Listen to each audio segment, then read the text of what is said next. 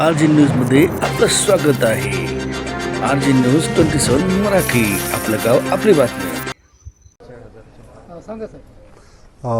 यावेळी आमचे ट्रॅफिकचे अंमलदार झाडमुखी आणि कदम यांना गोपनीय बातमीदारात माहिती मिळाली की गोवा ब्रँडची दारू अवैधरित्या विनापरवाना वाहतूक होते आहे.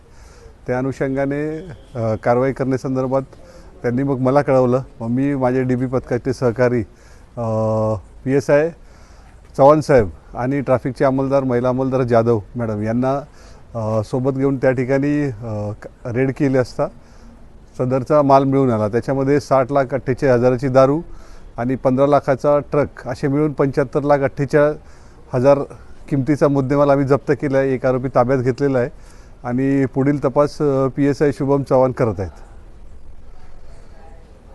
सदरची कारवाई ही माननीय पोलीस अधीक्षक पंकज देशमुख साहेब यांच्या मार्गदर्शनाखाली तसेच चोपडे साहेब ॲडिशनल SP व DYSP ढोले यांच्या मार्गदर्शनाखाली करण्यात आलेली आहे.